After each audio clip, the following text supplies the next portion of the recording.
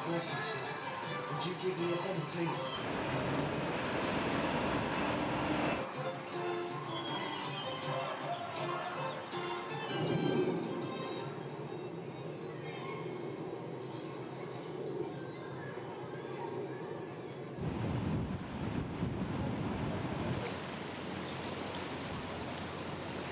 We actually overlay the current infrastructure with what the infrastructure of the tower and the surrounding environment was like in 13th century London. So for example, now you see a Starbucks, and now you see the tower as it looks today with the moat drained. When we take you back in time, you actually see the historically accurate representation of the tower in its heyday.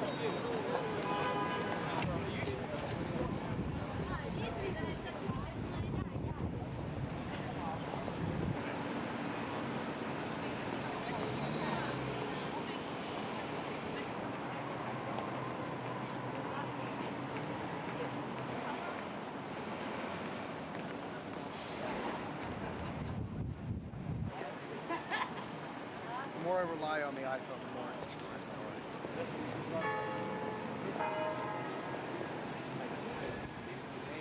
VR through these 360-degree videos gives people who are not actually at the sites an understanding of the scale and magnitude of these locations. And so by using Timelooper and VR to get an understanding of what these locations look like from a remote location, it gets you excited and enhances your desire to travel to the site and actually witness history in person. That makes the audio introduction all the more important.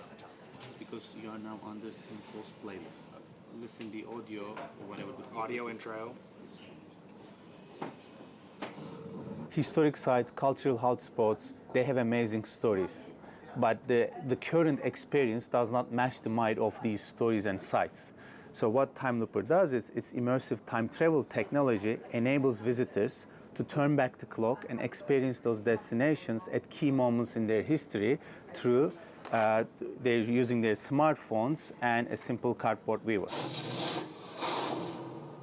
And now we are in 1666.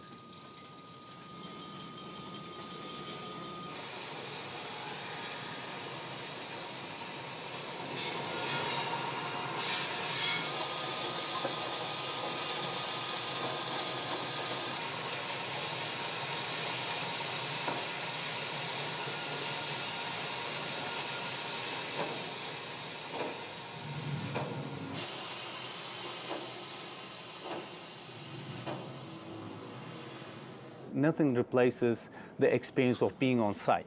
But you don't always know what the stories are about those sites. So the first thing is experience those destinations, Colosseum, even without going there and getting more excited about that destination. And then the second thing is when you arrive, learning more about those stories.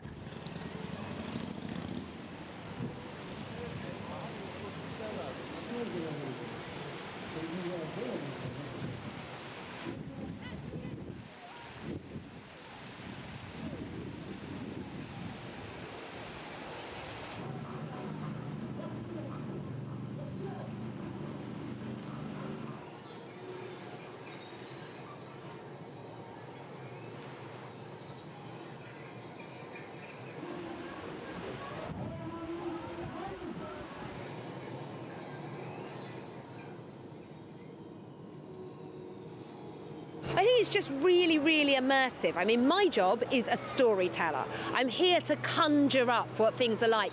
And this just gives me something else I can use, particularly with small children, getting them really engaged in the story that I'm telling.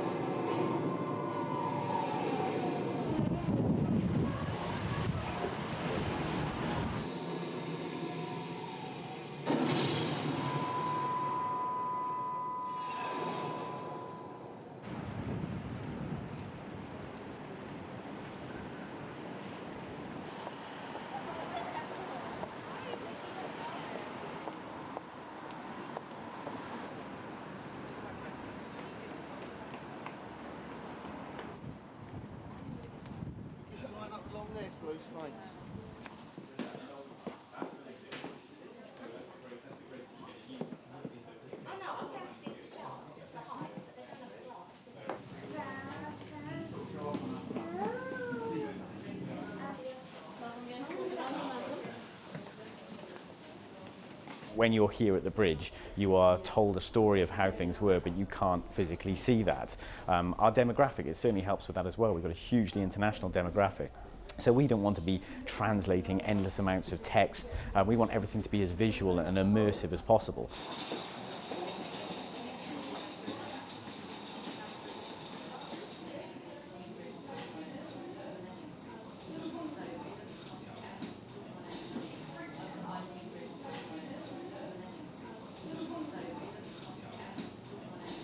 London was in the last throes of Great Plague, which had lasted 1 year and had taken 100,000 lives, nearly 1/4 of London's total population.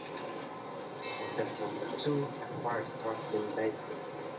Over the subsequent 4 days, what would be known as the Great Fire engulfed half of the city. You might be able to experience looking at the Great Fire from stood at home, but when you're actually up here in the walkways, you get a sense of where it all happened. And of course, the second that the experience finished, you're looking at exactly the same view, but in the modern day. So it gives it a lot more context.